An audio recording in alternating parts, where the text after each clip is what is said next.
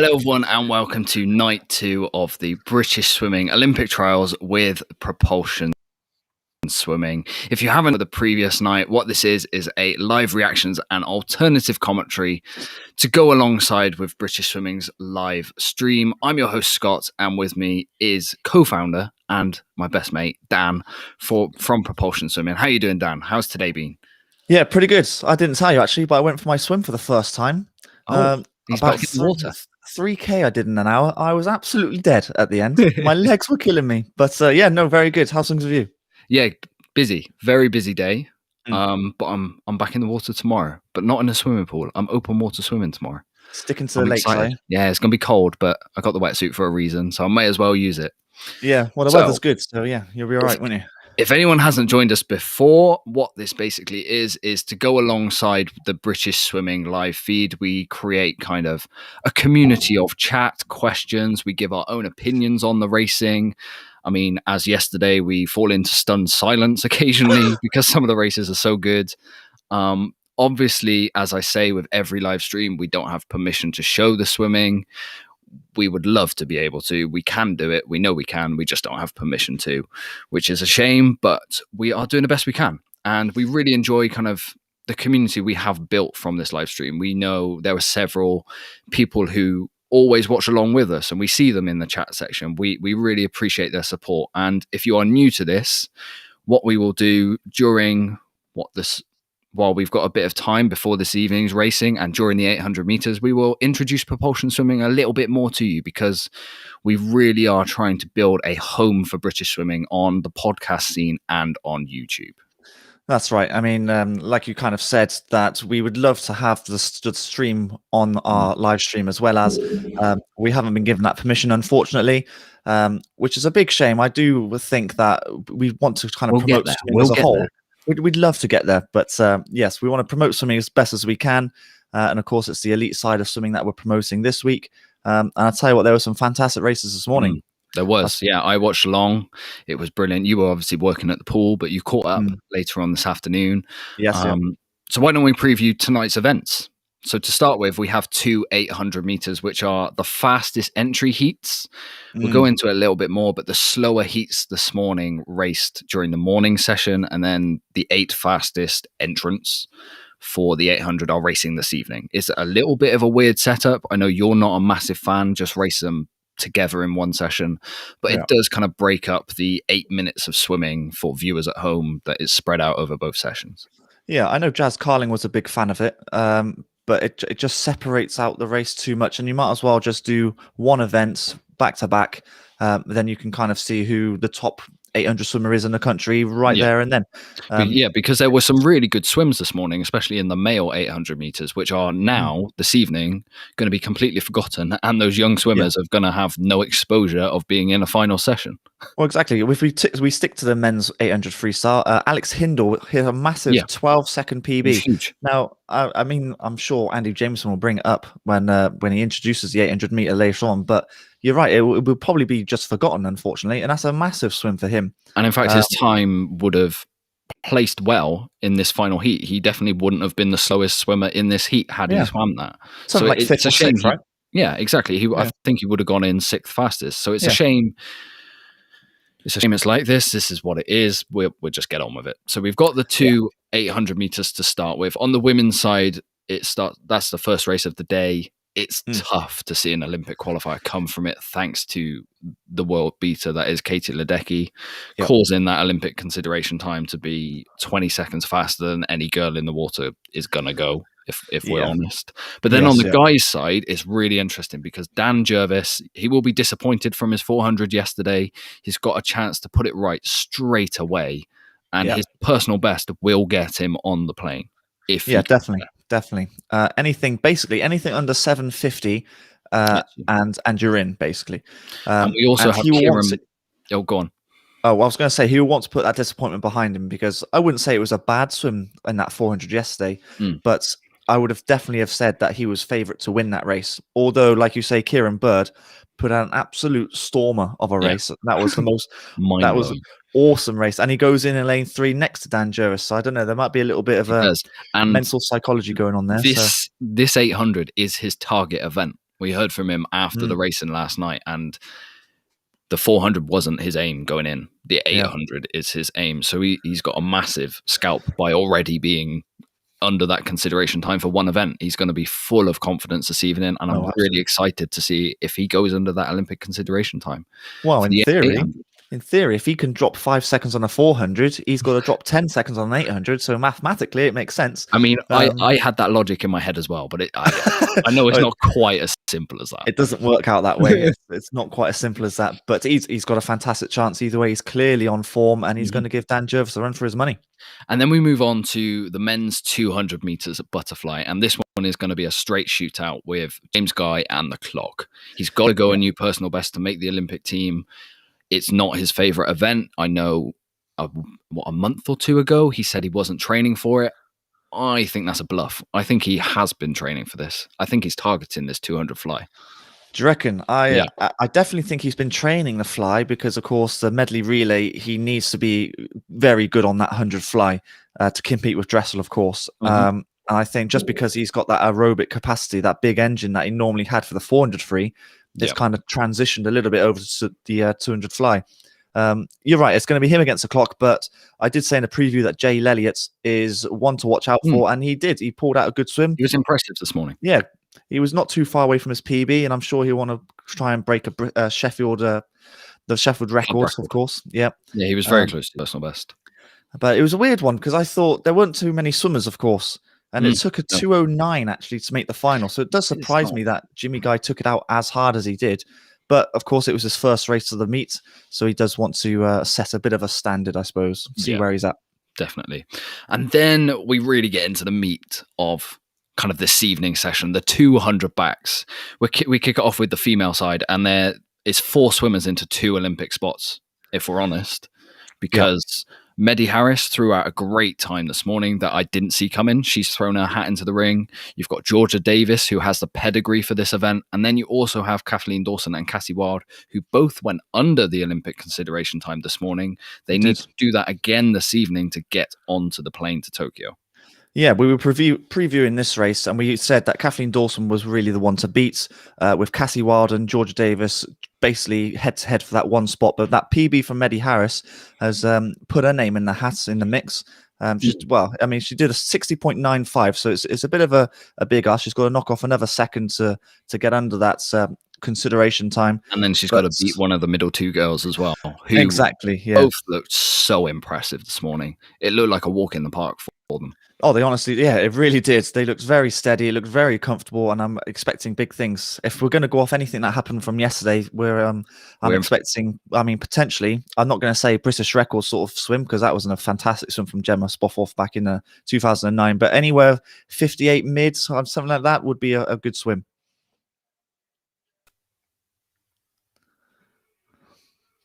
Oh, we're back. Oh, we're back. I think we had some Wi-Fi issues my end, but we're back. Sorry about that, anyway, Dan. How you doing? Yeah, all right. Then we move on to the men's 100 meters backstroke. And this one, this is interesting for several different reasons. So there's a massive space up for grabs in a 4x100 medley relay, which the winner of this is likely to lead out that team, and that team is one of the favorites for gold. Yep. Then you have to consider Luke Greenbank has it's been underplayed. It's a slight ankle injury. They showed an image of it during live stream. It's a bad ankle injury. It's swollen up massively. And when I watched him swim, the first 25 looked good, but then his turn, he didn't quite have the push off. So I'm kind of not expecting fireworks from Luke. But if he gets under the Olympic consideration time, amazing. But he is pre-selected, and they could technically enter him in this event if they wanted to because of that pre-selection, even if he misses the time. Yeah. And then you've also got Brodie Williams and Elliot Clogg, who were mighty impressive this morning. So there's so many names in this men's 100 backstroke, and there's some different storylines, let's put it like that we're going to dive into. I mean, much the same as the women's 100 backstroke, really, where it was 3 swimmers to begin with, and now with the PB of Elliot Clogg, he's put himself in amongst the potential qualifying time or consideration time. big PB from Joe Litchfield. I expect him to go another PB later on. I reckon he's going to drop below that 54 seconds. Jonathan Adam also had a PB, and you're right. That Luke Greenbank ankle is really swollen, really swollen. But we'll see how he gets on. Yeah, he did amazing to swim. How he did this morning, I'm interested to see what effect it has on him in the final. Yeah. And then we finish off with the women's 200 meters breaststroke, for which I think a British record's going. And I think two girls might go under it. I think Molly Renshaw both of them looked so impressive this morning. Like there was no competition at all in the heats for either of them. They won by 10 seconds, 15 seconds, each of them. It was such a weird one. There were 3 heats, and each winner of the 3 heats, they won by, 10, 15 meters. It was crazy in that front. Jocelyn Hewlett looks very good, very strong. All of them have a fantastic breaststroke. Molly Renshaw is technically, I would say, the best of the 3. It's very, very smooth, very solid through the water. But Abby Woods is the form swimmer. You can't knock her, and I reckon it's going to be a good head-to-head between Abby and Molly. With I think they both third. I think they both comfortably go under the Olympic consideration time, and we have two swimmers who can potentially target the podium in Tokyo in this event. Quite possibly, yes, and definitely for Molly Renshaw, because this will be her favoured event. But of course, Abby Wood will be targeting the 200 IM and hopefully the 200 free as well. Yeah. So, like I say during every live stream, if anyone has any questions they want to ask us, if they want to comment anything about the racing, we can see the chat on YouTube. We can bring it up onto our video. Any questions or comments that you guys have, we really love the interaction with all of you. And the racing's about to get underway, Dan. We start off with the women's 800 meters freestyle. Yeah, like I said, I wasn't too happy the fact that they did the 800 this morning and then the second one this afternoon, or this evening rather. But that's the way it is, and it's a big talking point, I think, for Michaella Glenister, who had, let's face it, a bit of a shocker on the first day, which was a massive shame. And hopefully she can put things right in this event now. So what are we hoping from her this evening? Because in reality, the Olympic consideration time is 8:22.0. All of these girls are struggling to go under 8:40. So none of them have a realistic chance of getting that Olympic time. But it's a young field. You're looking for PBs. Yeah, ideally, that would be the thing to look for. You kind of have to forget about the consideration time, because that Ledecky world record is monstrous. I mean, no one's anywhere near that world record. I think it's like a good 10 seconds off or something crazy like that. I think the more worrying fact for me is not, if you think about the Olympic consideration time, you ignore that. The worrying fact is no one's replaced Jazz Carling at the top of British swimming here, because she very well, that's terrible English, but she did a great job of replacing Becky Adlington. That's right. So yeah, she got 2 silvers at Rio. Obviously, Becky Adlington's British record is an 8:14. So when you look at that next to the time of these entries of these girls, they're miles off. So it's a tiny bit concerning, the distance freestyle for GB right now. It is a bit of a shame. I would say Holly Hibbot would actually be our best 800 meter freestyler. Why she hasn't entered this race, I'm not sure. Maybe she's realized the time that she's got to go is the time's fast, a bit out of reach, and so she's decided to target the 200 and 400, which makes more sense. That's the mentality I would probably go for as well. Yeah, definitely. But this is basically just an experience race for these girls. A lot of young girls here. Leah Crisp goes in favourite with an 8:40. Hopefully she does break that 8:40 barrier. But I think a couple of girls might do it. Michaella, hopefully Michaella picks up her form a little bit. Freya Colbert is one to watch out for as well. That's one I've got my eye on, because she swam 2 events yesterday: the 200 free, the 400 IM. I think she finaled in the 400 IM, and she's young. She was impressive. Yeah. Oh, yeah.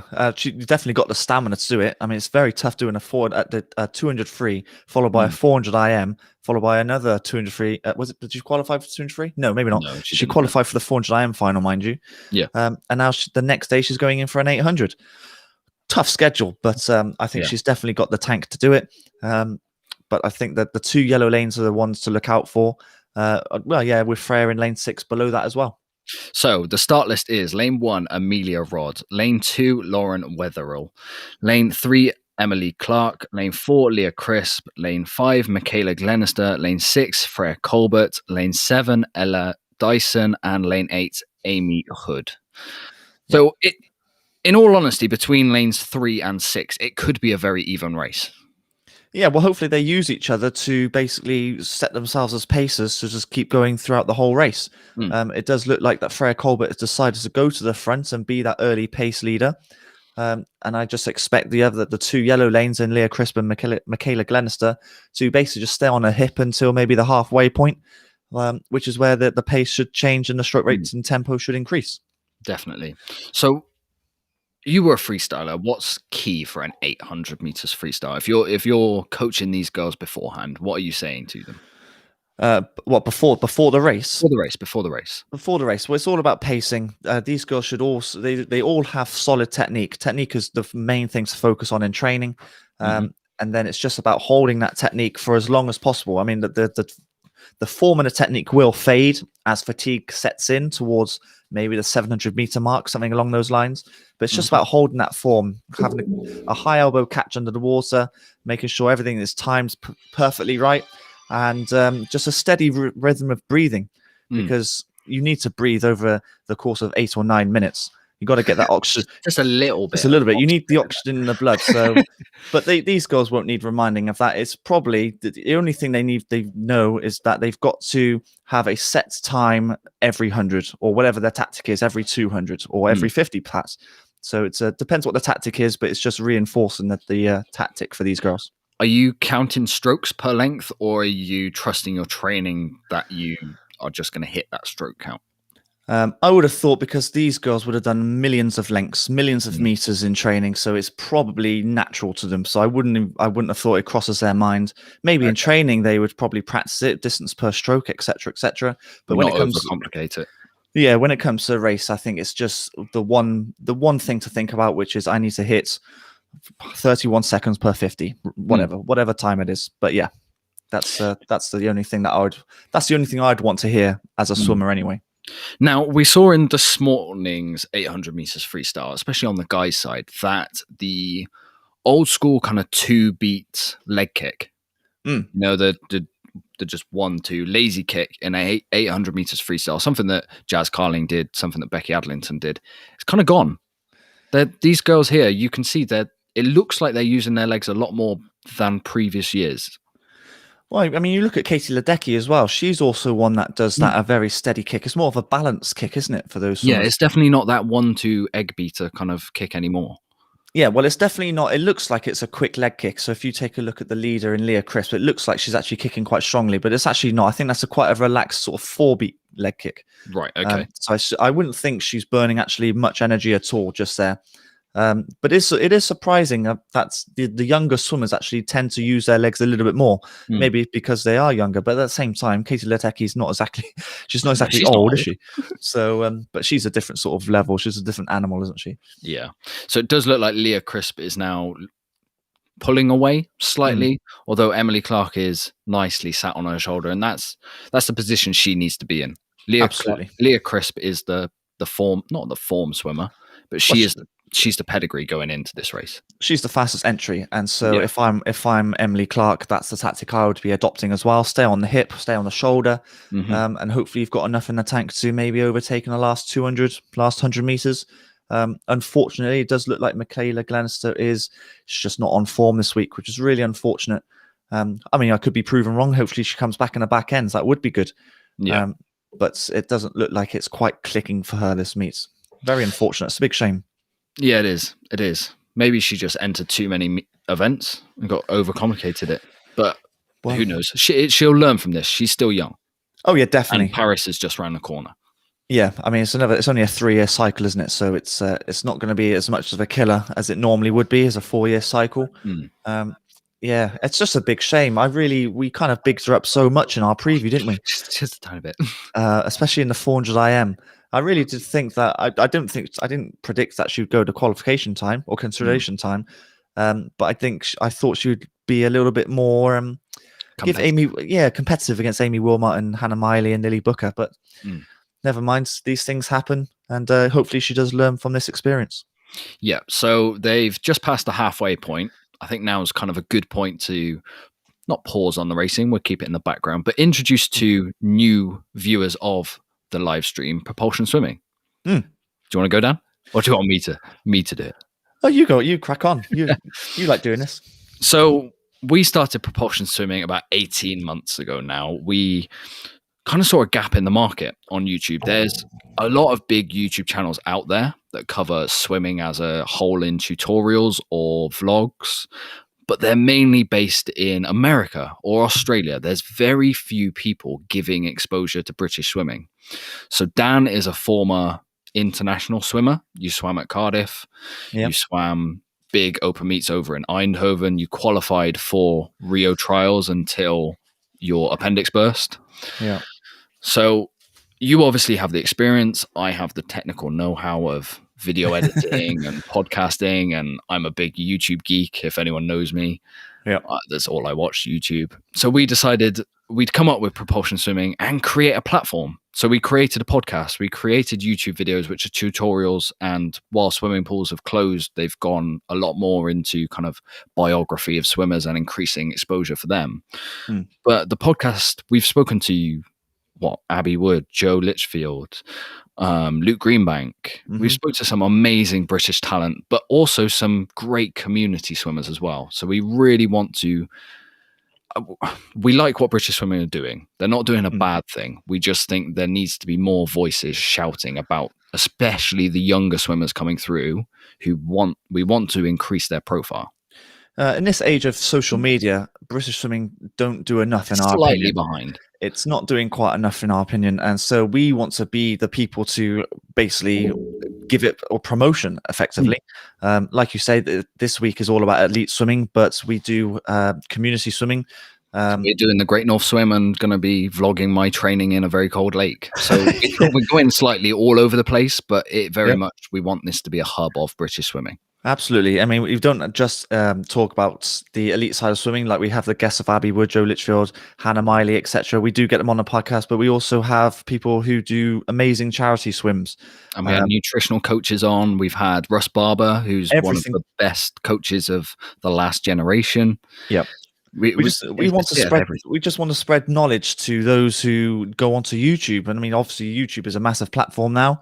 It's probably one of the biggest on the whole internet, I would have thought. And so if we can spread the knowledge of swimming to not just age groupers and youngsters, to our 1,000+ subscribers. Yeah, I mean, all ages. I know a lot of triathletes ask for advice as well. So it's a multitude of different types of swimmers. But yes, I mean that's the ultimate aim. Yeah, so we really, really appreciate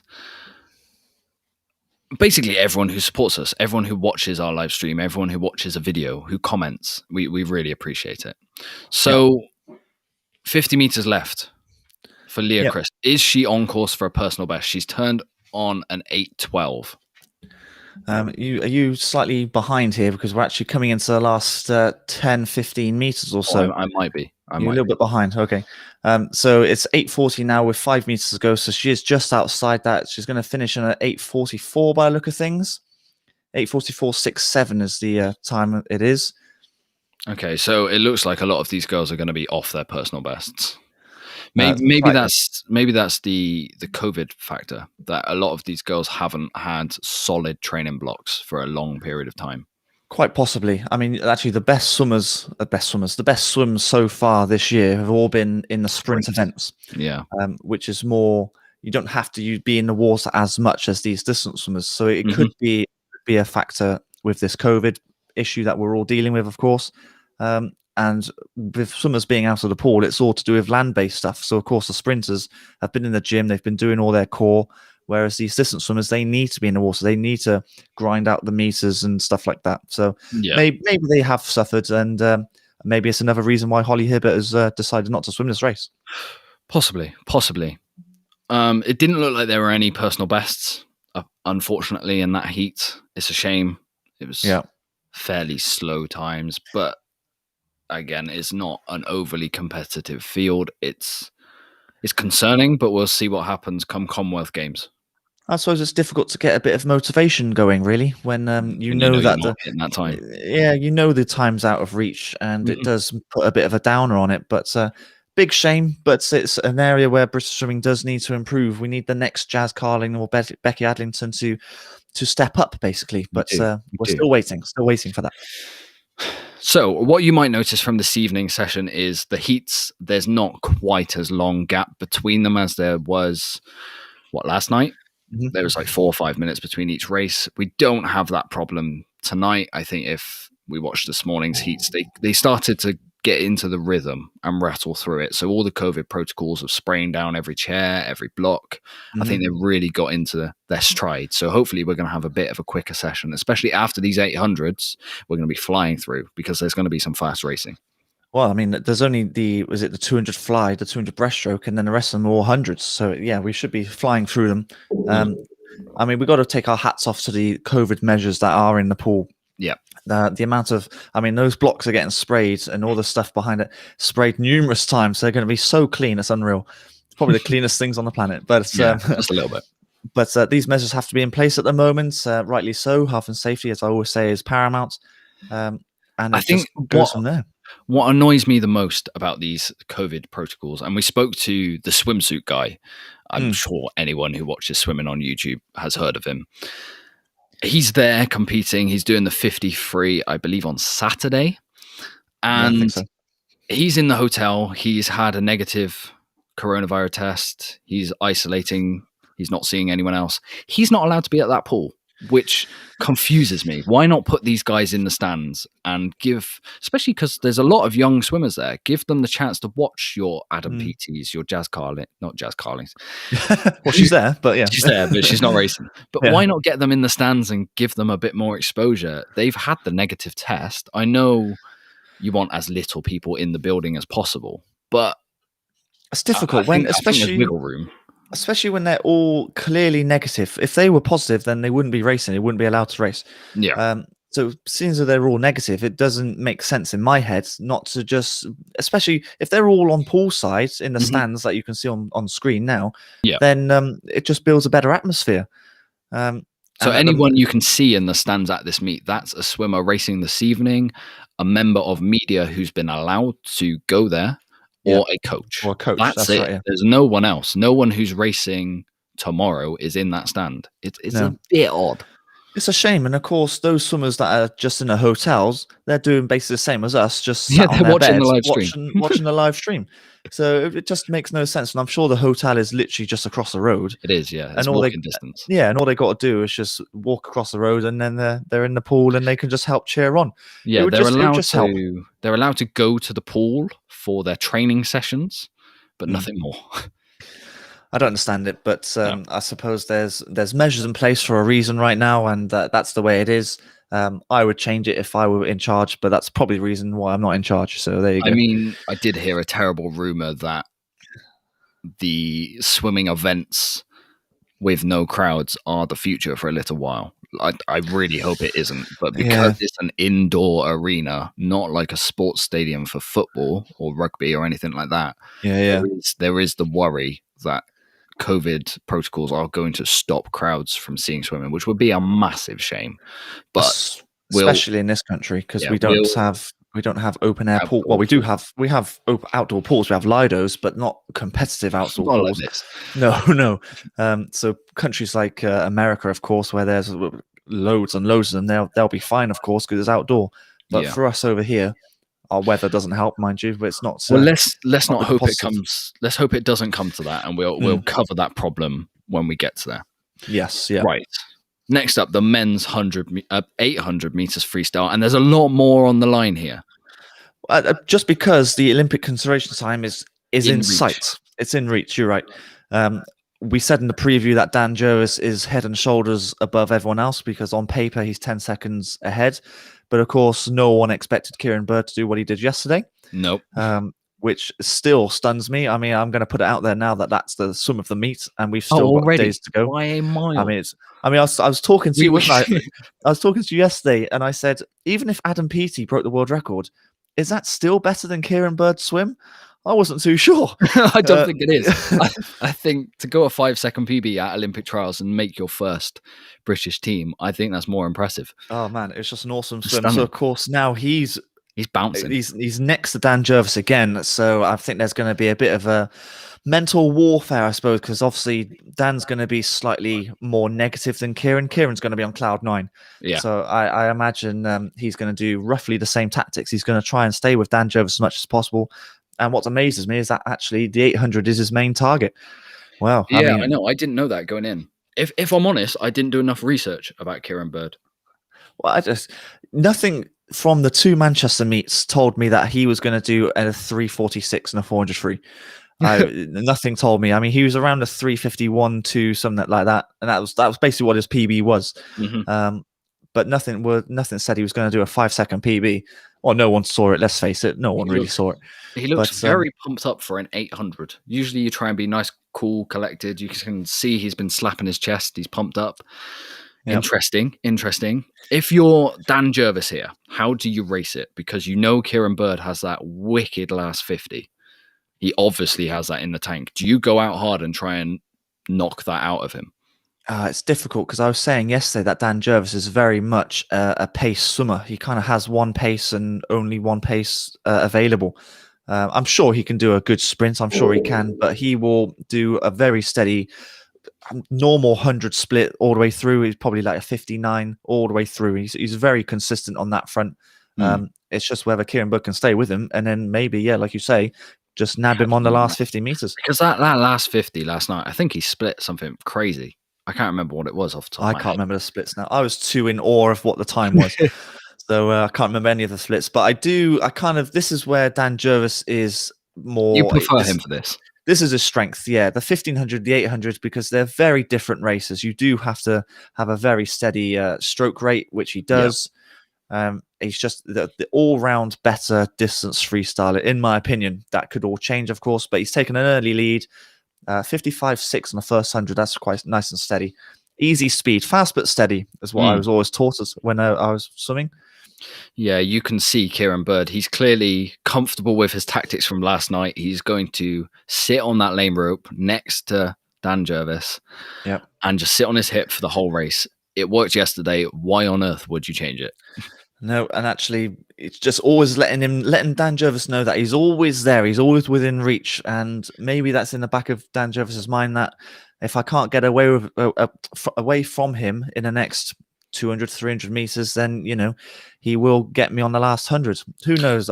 Those little gremlins do attack your mind sometimes. Would you be concerned that Kieran Bird is going to be too reliant on Dan Jervis? Because he's going to know Dan Jervis is the fastest swimmer in the field, but say he's off form. He's got to go PB to make that consideration time. So say Kieran Bird watches him too much and saves too much at the end and doesn't realize he's going slow. He needs to go faster. Is that a worry? I don't know. It depends how his training goes. If he knows he's going slow, then I'm sure he would pick up the pace himself. You can feel if you're going steady because your shoulders you'll have a natural pain in the shoulders. You'll know if you're going too fast or too slow. And actually, we've kind of ignored that Toby Robinson is actually taken out. Is Toby Robinson more of an open water swimmer? I don't know if that's true or not. I don't know if I've heard that right or not. But actually, it's Toby Robinson who's taken out here. He's made his move. He's going already after only 300. Well, that was 250 meters. Yeah. So it's a big. That's a brave effort to do that. The slow heat this morning, the winner of it, did go to his legs after 200 meters. Yeah, and you look at his splits. I think he was holding the 31s and 32s for the first 400, and then was going 30s for the second, which is perfect negative splitting. Yeah. I mean, we're looking at these splits now, and they're roughly doing 59 seconds per 100, which is what you need to do to get that qualification. I keep saying qualification time, but it's consideration time. Consideration, Dan. Consideration. Yeah. You can hit that time, and they still won't pick you. Yeah, which is hard to believe. Which is baffling, but we'll move on. We'll do a review podcast, and we will name our team based on consideration times. Yeah, and then I think a few days after we do that podcast, the actual team will be announced, and we'll see how accurate we get it. Because I'm interested. Because it should be straightforward. It should be. whoever gets that time basically is on the plane in my head. But of course, if you have 3 swimmers in that one event, let's say the women's 100 backstroke, if 3 swimmers Yeah. go that time, obviously one can't make it. Mm. But we'll talk about that on a review podcast.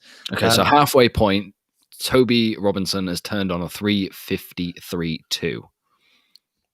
Okay, well that's pretty good. They're on target anyway. And actually, I wonder if this plays into Dan Jervis's hands. Maybe he's being told that actually this pace is too slow potentially.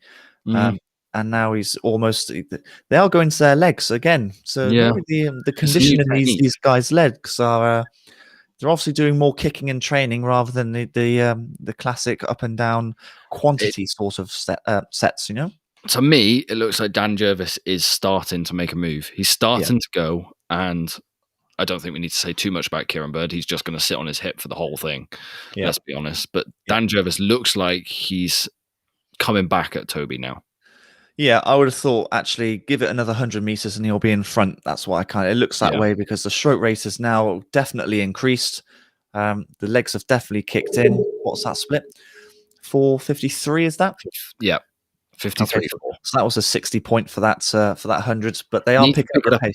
Need to pick it up a bit. They do. And well, Dan Jervis knows exactly what to do. It's good that there's 3 of them racing each other. That gives them more of a chance to get that Olympic time, because competition obviously makes you faster. We say it every time. Absolutely, yes. I mean, we did the preview and we kind of glossed over this one quite quickly because we thought Dan Jervis, because he swam very nicely in the 2 Manchester. He was really impressive at Manchester. Really impressive. I mean, the times weren't quite there, but we weren't expecting that in the February and March time. So I wasn't expecting the fast times, but he looked good. Now he still looks pretty good. The stroke is still there, but it just doesn't look like, well, the other swimmers just look better at the moment. But he is now, it looks like he's now taken the lead, which is what I thought he would do. With 200 meters to go, he now should kick on, and it's just whether Kieran Bird can stay with him. But of course, Toby Robinson as well in the race here. Yeah, hopefully Toby can. It isn't kind of like a halt in his momentum seeing Dan Jervis go past him. There's still loads to race for. Yeah, they're slightly off pace by looking at things. 5:54, so they are going to have to. That last 200 meters has now got to be quite quick.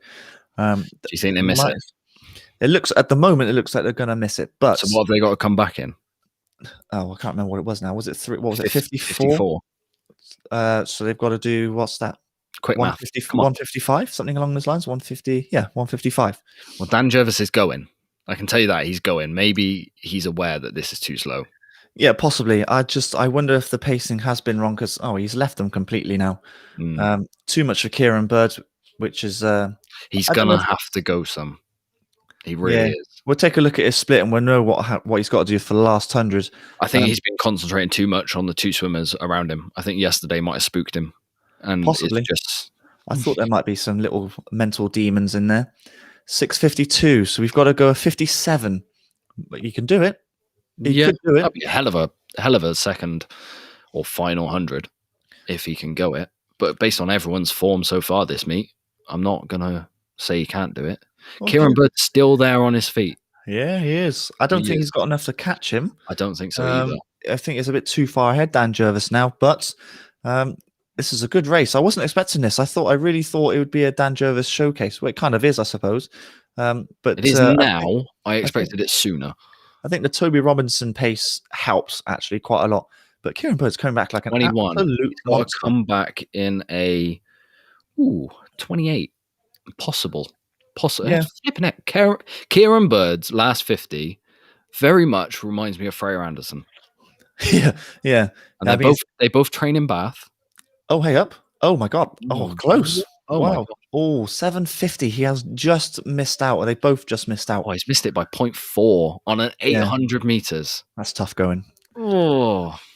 I do wonder, because that last 200 was very good. I wonder if there was a little bit more in that first 400, 600 meters. And I think Toby Robinson noticed that, and that's why he went out a little bit stronger at the start. Dan Jervis might qualify for the 15.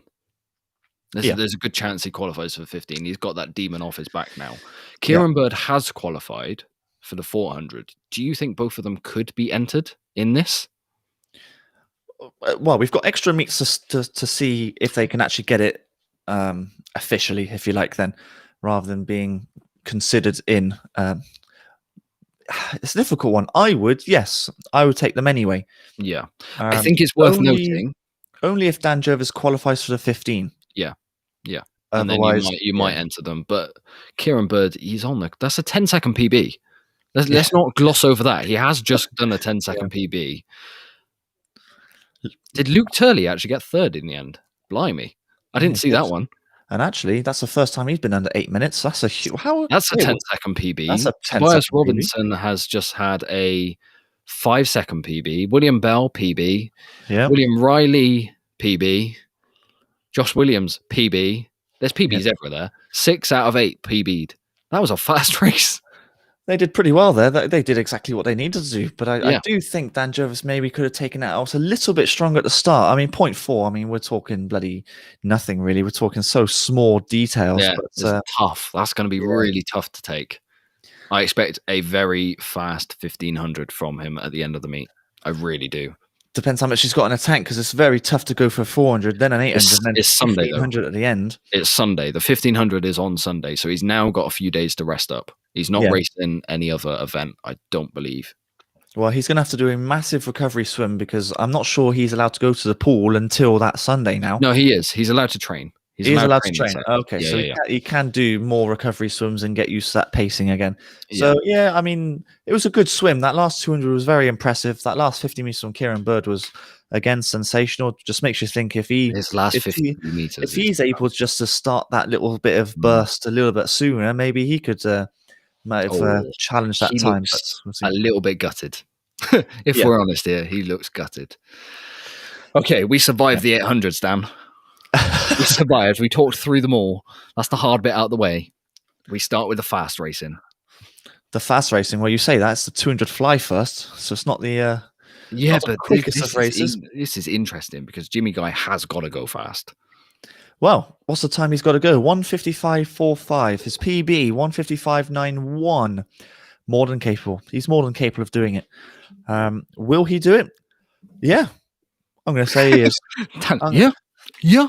I think he's going to do it. I think we're going to see a PB from Jay Lelia. I think he might go 1:57 later on. I mean, Ed Mildred is definitely going to go faster. That 2:01 was easy. Which, I mean, it took a 2:09 to make the final. I mean, you're going to take it easy. I just think Jimmy Guy wanted a little bit of he wanted the cobwebs out, being the first race of the meet, like I was saying earlier. He does usually mess around a little bit in the heats. I wonder if he's listened to the podcast and. Yeah, but it's different for this. This is basically the same sort of thing as Tokyo, where it's just about making a final, then you take it on. Whereas the two Manchester meets that just happened, nothing really on the line. It doesn't matter if you make the final or not, or well, you're going to make the final if you go fast, of course. For Jimmy Guy, we're talking about.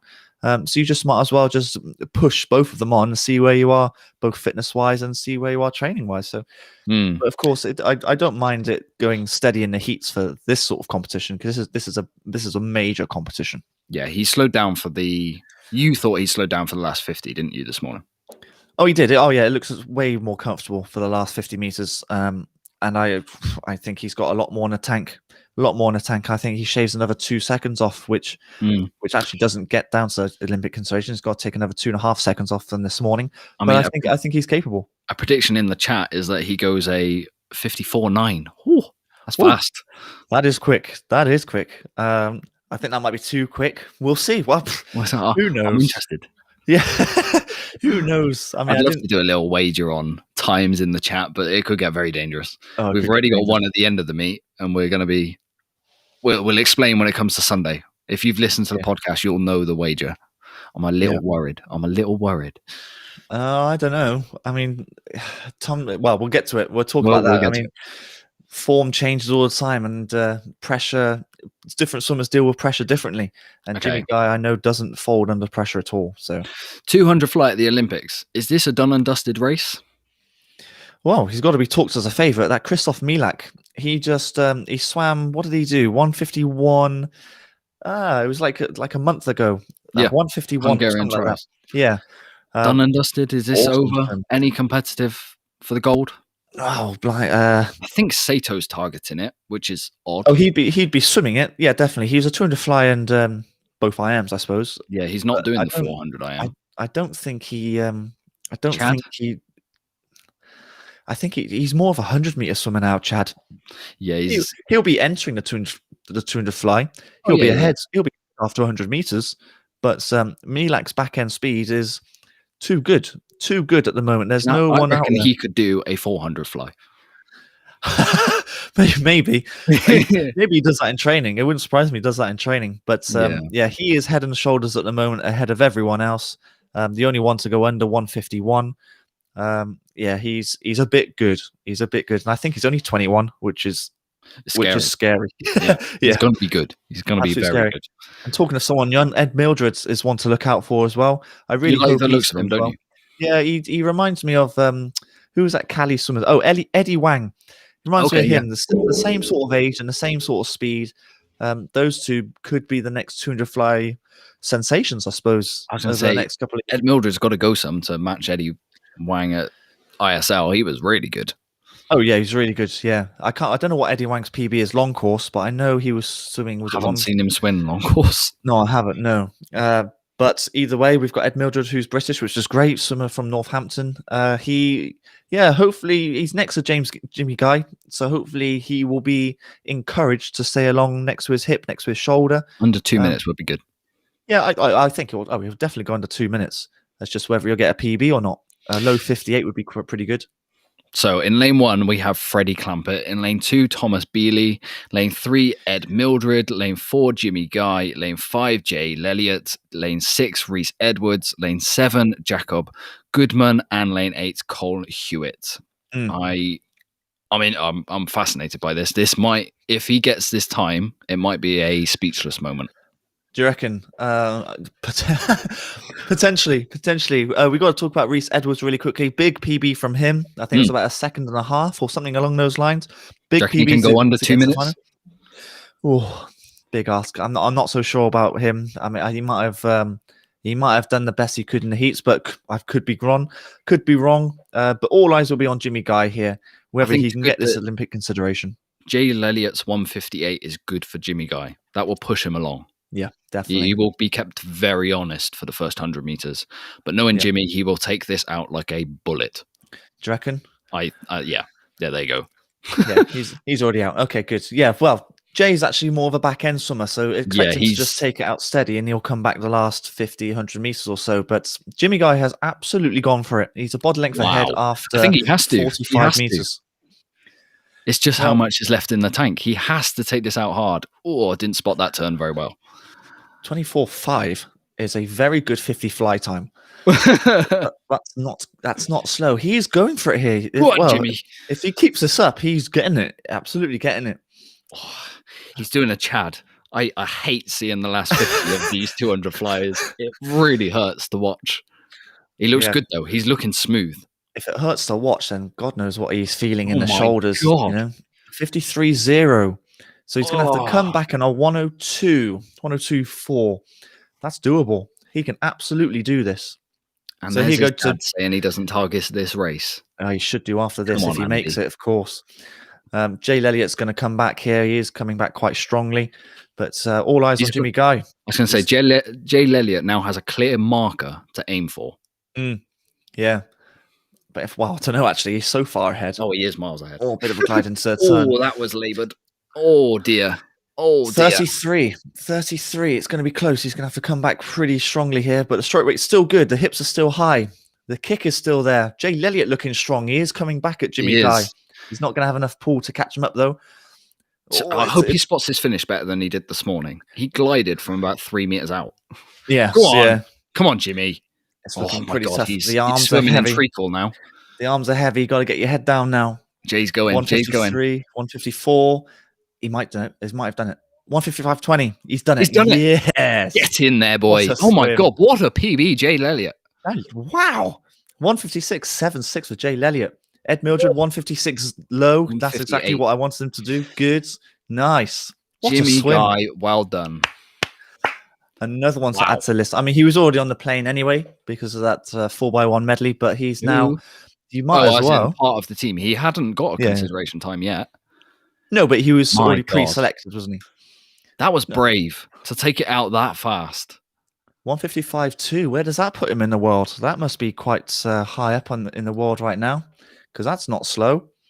That looked like that hurt though. I The mean, it's last. slow compared to Milak and Sato. And Oh yeah, well yeah, what did Sato go at trials? I think he went at 54. yeah, something along those lines. Yeah, Yeah. so it's not too far away. Milak, just you kind of have to forget about Milak because he is a different level at the moment. But that's a very solid swim from Jimmy Guy. He must be absolutely dead after that, because the last 25 meters looks painful. His shoulders were giving up, but They were the shoulders, the legs were still there. So that's all he needed, and impressive. that's it. Impressive. He did glide into that final turn as well, and you thought, oh, he's looking tired, but he held on. Perfect. So, obviously, Jimmy Guy made the Olympic team. Just elsewhere, Jay Leah, a almost 2-second PB. Ed Mildred, a PB by 0.6. Jacob Goodman in 4th place in a 2 minutes and 86.86. That's a new PB. Yep. Thomas Bealey, is that a new PB? Nope, not quite. Not quite. Reese Edwards, has he improved on this morning? Oh, just slower than this morning swim. I mean, that's a rapid swim. He's done very well. I mean, he turned up today. He meant business. I think that was shown by this morning's heat swim. He took it seriously. Yeah, he took, especially for the first 100 or so, 100 or so, 150 meters. He did. He toned it down for the final 50 meters, I thought. He's not cracked a smile yet. That's because he's absolutely shattered. That's why. Get in the diving pit, swim down. He's got to talk to Jazz now. But, I can't. How can you do an interview after doing a 200 fly? You can barely breathe. I don't know. I'll get him a chair. That's what I would.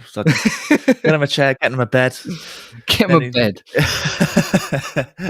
I'm kind of excited for his 100 fly now. Yeah, that easy speed looked good for the first 100. Yeah, I mean that 100 split was 53.0. That's pretty good going. If he's able to go, what does Dressel do? 49.5 is the world record, isn't it? So if he can go anywhere from a low 50 to a mid 50, yep, we're looking pretty good for that medley relay, I must say. Yeah. And he looks on fire. He turns up. He loves this pressure. He loves the race. Yes.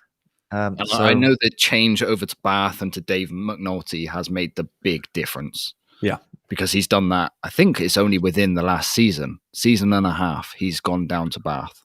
Yeah. And that's you. If anyone follows his dad on Twitter, that he will tell you that's what's made the difference, and his massive upturn in form from ISL where he was absent.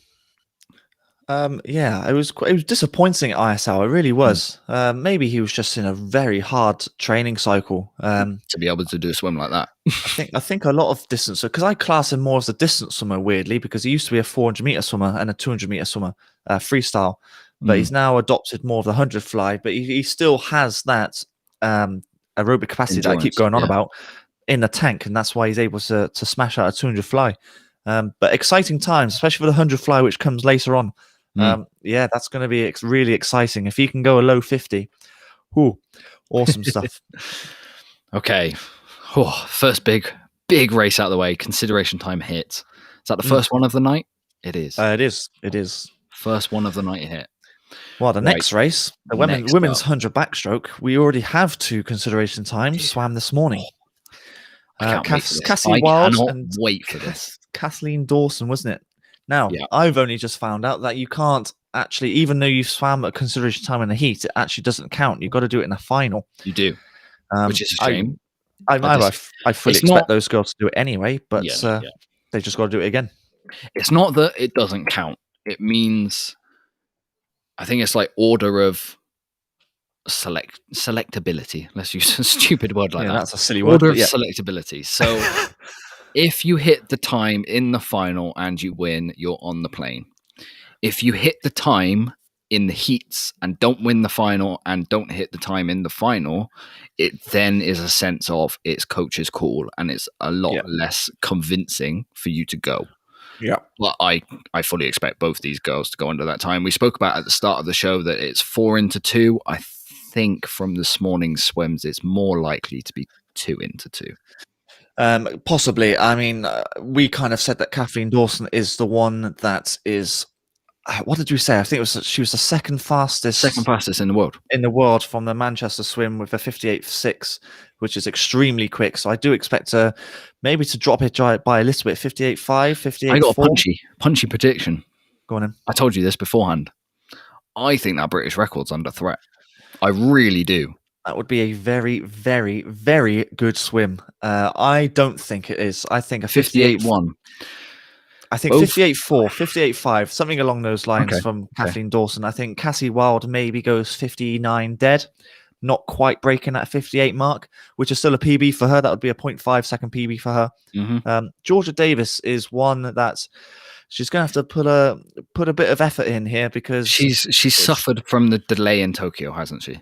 It seems that way. It's an extra year of training and it's an extra year of all over the place training. She's been Swansea, she's been in Turkey, she's had no pool time, she's had loads of pool. It's been a bit messy build up for her. Yeah, I mean, we spoke about it with the older swimmers, the older Welsh swimmers. I know Zav Castelli, he didn't do the best this morning in the 100 backstroke and the 200 IM yesterday. Alice Thomas isn't quite up to racing sharpness in a 200 fly, or the 100 fly was yesterday. Same with Georgia Davis, not quite firing all cylinders at the moment, but could be proved wrong here. But I think this is a race in the two golden lanes. Cassie Wild, I really hope that she does. I expect her to go under that consideration time because love to see her go and race at Tokyo. This is suddenly a very strong event for GB swimming. Out of nowhere, both these girls have come through. I think they've both been on the scene for a while, but they've not hit this sort of pace before. Yeah, a bit like Abby Wood, I suppose. So they very much the same story with, especially Kathleen Dawson. This is very much like Abby Wood. Obviously, something has clicked in training or clicked in racing, and it's just happened for them. But big race here because the winner of this, of course, was picked for the 4x1 medley backstroke leg. Yep. So big race. I'm excited. Cassie Wild did look awfully comfortable this morning. She looked so easy speed, and it was really impressive. But so did Kathleen Dawson. And now, Georgia Davis didn't take it out. I don't think she took it out hard enough this morning. I think she held too much back because she is a 50 swimmer. She looks like she's gone for it a bit more, but Kathleen Dawson is pulling away here. Yes. So it looks like Georgia Davis has gone for it, but actually it's Cassie and Kathleen that are actually ahead of her, and I don't expect Georgia to come back. She'll have the better turn, better underwater work. The split clock has broken again. Typical. But fantastic good turn from Georgia Davis. Yeah, she's very good at that underwater work. That is something that she is world class at. But the swim speed of Cassie Wild is too good for Georgia Davis. But it's all eyes on Kathleen Dawson. What did you say? 58.12 is the British record. She's very much on target here. She might maybe just outside. Just outside. 58.24. Georgia Davis, minute 0.01. That's fast, though. That's very fast. So actually, Georgia Davis is under the consideration time.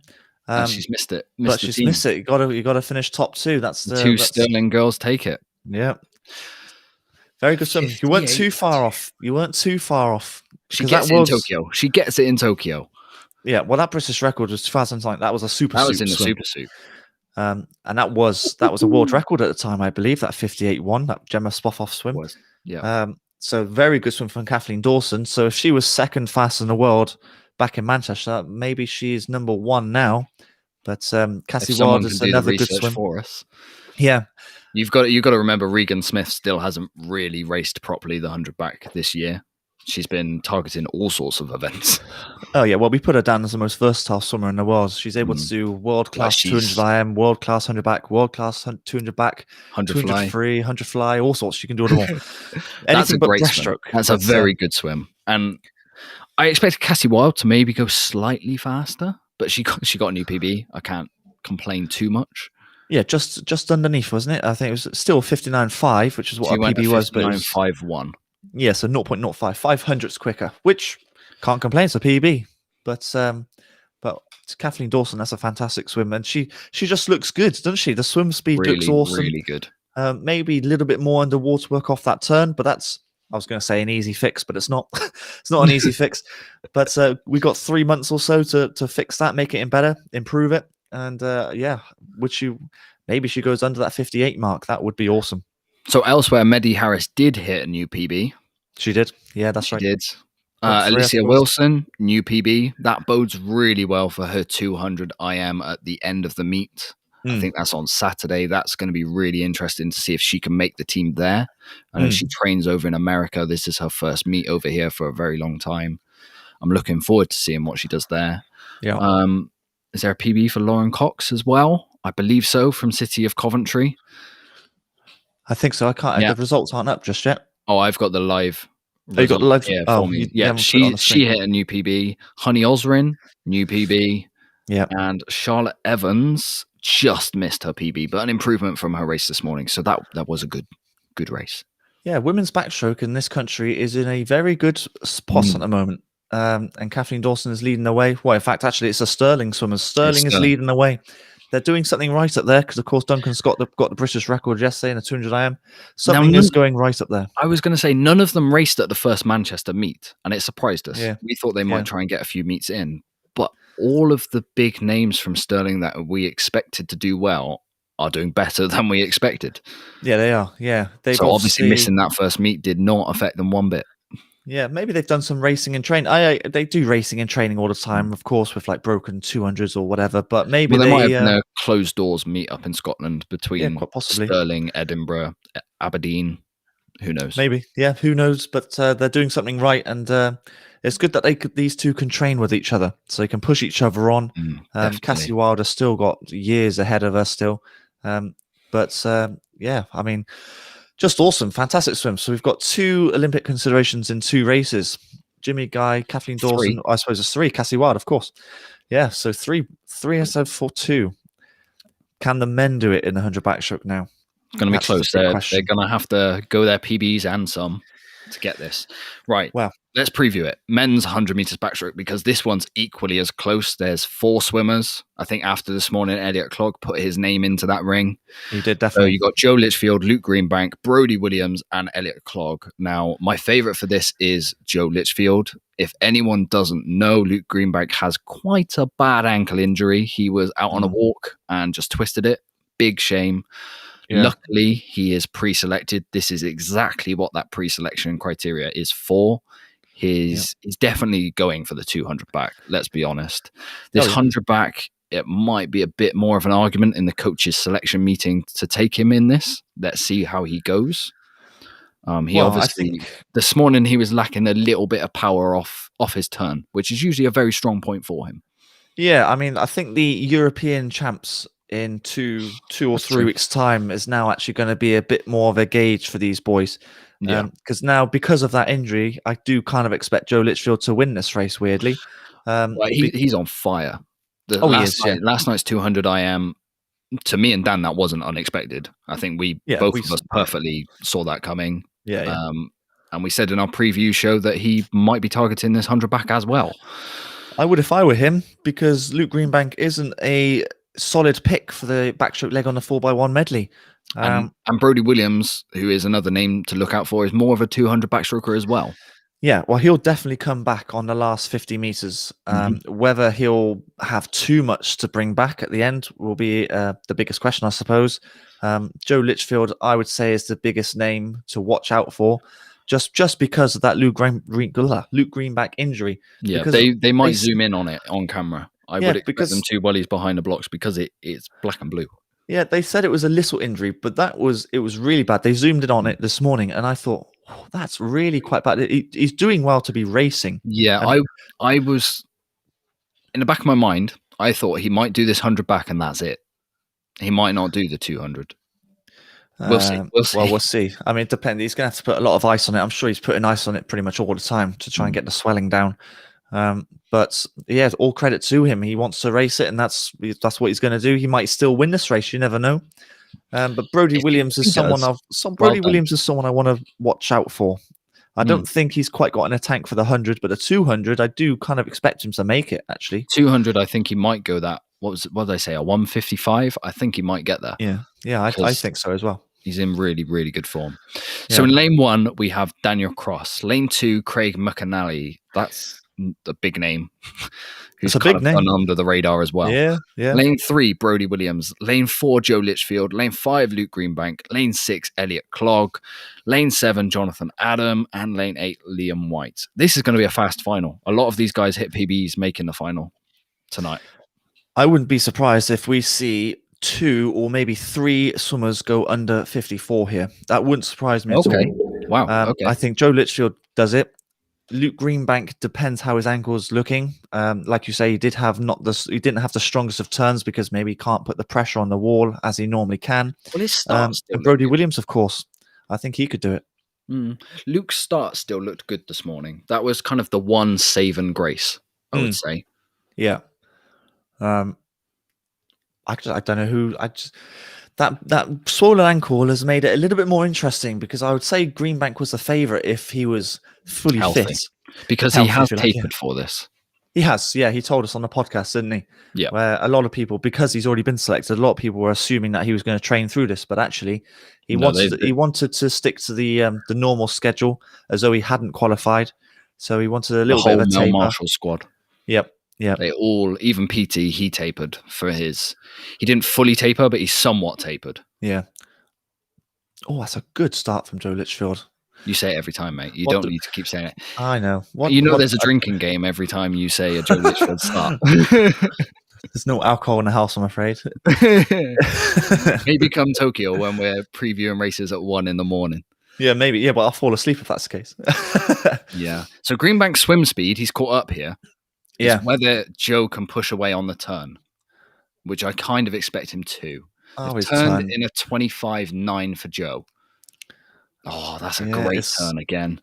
It's going to be close here. Greenbank's going to start catching them up because of course that 200 pedigree. Oh, it's going to be close. We're going to have a blanket finish here. I'll tell you what, Elliot Clogg after this morning swim, that's impressive. I think Greenbank's got this. He has. No. Oh, that camera angle's deceiving. Oh, 54-0, so they're just out. Missed it. Oh, dear. That's actually quite surprising. I really thought after the good start and the good turn that Litchfield did, yeah, they don't look too happy with that actually. Although it's a PB for Litchfield, so I wouldn't be moaning too much, I suppose. I think it's the smallest of PBs, but it's a PB nonetheless. Elliot Clogg, is that a PB from him? It is a PB for Elliot Clogg. No, it's slower than he went this morning. 54. Oh, yeah, just. Oh, that's right. Yeah. 0.2 off, sorry, yeah. That's slower than I expected. That was mildly disappointing, especially for the 4x100 medley relay. I thought we needed someone to be 53 low for 100 back. Yeah, I don't know if the pressure got to them a little bit because maybe the big talking point was Luke's ankle, and maybe that's what they were thinking about too much. Who knows? I mean, we're looking for reasons here, but I don't know. Still a PB for Joe Litchfield. He should be relatively happy. Still got chances to get the time, of course. Yeah, we shall see. But yeah, a little bit disappointing, especially going off. I am the back of the women's swim. Because the women's did really well, and I thought the men would replicate it as well. As it is, doesn't matter, but they've got another chance. I think, like I was saying at the start, I think the European champs is going to be the big one for these guys to find their place. When it comes to men's 100 back in GB, it's more important for the relay than the individual race because in all likelihood, none of these guys are making the Olympic final because 100 backstroke come Olympics is loaded. Oh, it's the most competitive race on paper out of everything that we've seen so far. You've got Ryloff, Kalashnikov, then you've got Erie, you've got Murphy, you've got Coleman Stewart. The names are bonkers. Mitch Larkin, everyone. Yeah. To make that final, you are going to have to go, 52? I don't think any of those boys are capable of that. Possibly. I think a high 52, low 53 would probably make the final at Tokyo, which at the moment, obviously, these guys can't do at the moment. It's a shame. It's a shame. It's a shame. It's a very tough race to do or to get into the Tokyo sort of lineup because, like you say, we kind of listed 10 swimmers, and of course, 2 of those swimmers aren't going to make the final at Tokyo. Yeah, which is absolute craziness. But we've not really. British swimming hasn't really replaced Liam Tancock. Not quite. I know Chris Walker-Hebburn was very good relay swimmer, but they've not quite lived up to Liam's pedigree, have they?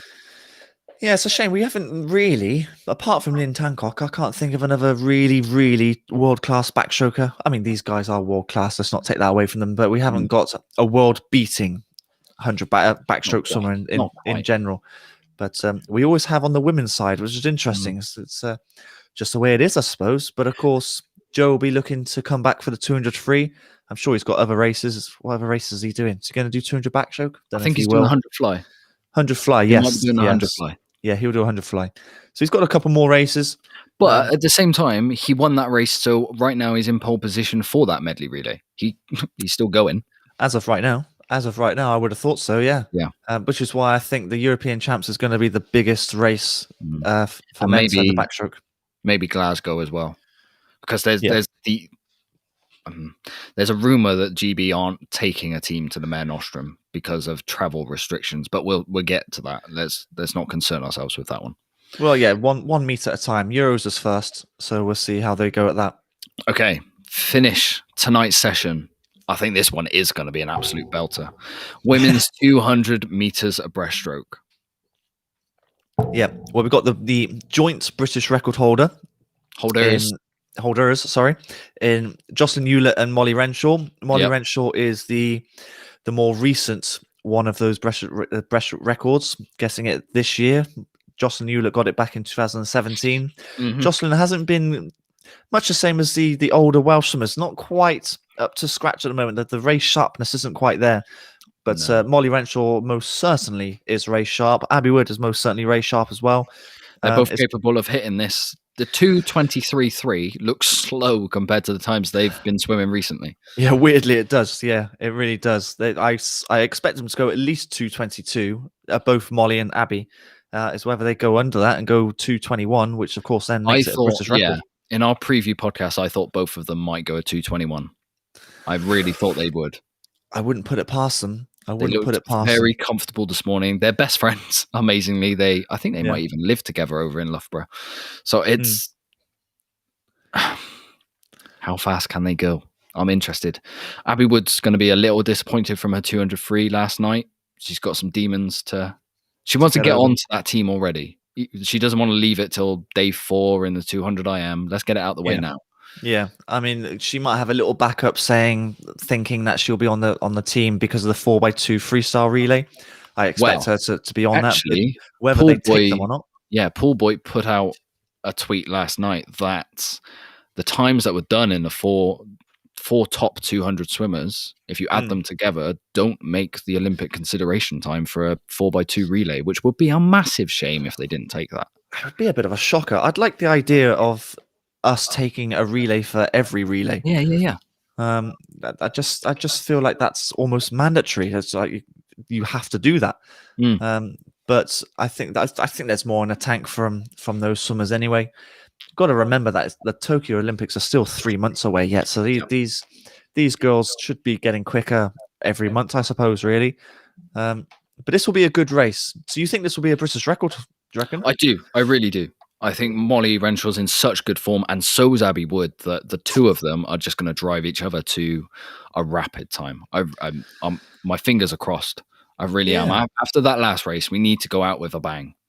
I'm not quite sure how this race goes, actually, because 200 breaststroke is very much a building race. You take it relatively steady on the first 100, keep your stroke nice and long and smooth, and then you pick up the stroke rates at the halfway mark, basically. Molly Renshaw is extremely good at that, but I've just never really known, apart from the Manchester meets, of course, for Abby Wood to be a really good 200 breaststroker. It's only really occurred to me this year. We did speak to her on the podcast about her IM at ISL, and she is quietly a very good breaststroker. Yeah. Oh, yeah. Well, we knew she was good. I didn't realize she was world class. 222. Yeah. I didn't know she was world class at 200 breaststroke, but I think she's going to be on that. Well, we'll have to find out. I think they're both definitely going to be under consideration time here. How fast? Low 22 is what I think. They might just miss this British record potentially. We shall see, but I think they're both going to be under consideration, which is the most important thing, of course. I'm going for a PB from both. If that means record, then, yeah. Yeah, of course it is. Come on, man. We'll see. We'll see. Now, of course, Abby Wood's really good at the underwater state phase when it comes to butterfly kicking. Not quite the same on the breaststroke side of it. But breaststroke's a lot harder. Yeah, it's definitely a different skill, which Adam Peaty, of course, being a Loughborough swimmer as well, is able to do. Well, both these girls train with Dave Hemmings, who, if anyone doesn't follow him on social media, get off this stream and do it now. He puts out some amazing technical stuff, doesn't he? Oh, he does, yeah. Loads of interesting drills that he actually says that some of the swimmers come up with themselves. So it's a weird way. It's not weird. I mean, it lets these swimmers have a little bit more play around with their own training. So Molly Renshaw's gone out hard. I thought Abby Wood would be a little bit more on her shoulder, but there's still a long way to go. Well, like I said, this is very much a build race, so it's all about just getting through this 100 meters at the start. Actually, you say that Abby Wood is now starting to come through. Yeah. But yes, it's all about just getting through this 100 meters and then starting to pick it up on the second 100. This next length is where it's all about. If Abby Wood's going to contend or compete for that first spot, this is the length to start catching up now. So turn on basically a 108. So got to come back in Go on, Mass. 15 to get the consideration time, 114 to get the British record. Yeah, they should be okay. Charging a bit here. They should be okay. Both going. Yeah, I'm not even worried about the consideration time. I just want the British record. Yeah, well, they've got a very nice breaststroke technique. Molly is most certainly more of a breaststroke technician than it feels like Molly Renshaw's been around for ages, but she's only 24. 24, I think she is. Yeah. It's because she broke onto the scene when she was only 15. She went to Worlds. Yeah, that's right. Yeah. But Abby Wood was she was saying on the podcast, wasn't she, that she sort of struggled. She was a really good junior and then struggled to get and then really struggled to get onto the senior side. It took a couple of years, but of course now look at her. If you're stroke rate now, if you're consistent about it, then you're going to make it. Come on. 215, 216. Oh, it's going to be close. Oh, it is. Oh, it's going to be a glide. Oh, no, it's not. Oh, my God, it's a huge swim. Oh, my God. 228.9. What has happened there? Oh, my God. Wow. I told you how much. Good prediction. You didn't think it was going to be that big, though. No, I had no idea they were going 220, but I said both of them would go under that British record. 220.8. Stunned. Wow. Well, as soon as they touched and looked at the scoreboard, they hugged straight away, and rightly so, because something special has just happened in the pool. What a swim that is! I mean, she's got to be favourite for that 200 breaststroke now. Is there someone else in the world that could go 220 just like that? What was it? The South African just went 221, I believe. Yeah. Well, it's the same sort of speed as Abby Wood. That is ridiculous. Big PBs from both. Massive she smashed PBs. The British record by over a second. Yeah. That does not happen very often. That's a second and a half, near enough. Wow. Jeez. What a swim. What a swim. Well, there you go. That rounds up the session quite nicely again. Well, there we go. There's the bang that we wanted. Yeah. That's brilliant. That's awesome. Right. We are going to hang around for 5-10 minutes. If anyone has any questions to ask us, now is the time to do it. We will answer them all. I know we already have one in the chat. So, Dan, do we think Kieran Bird will be selected for the 400 meters freestyle? Categorically, yes.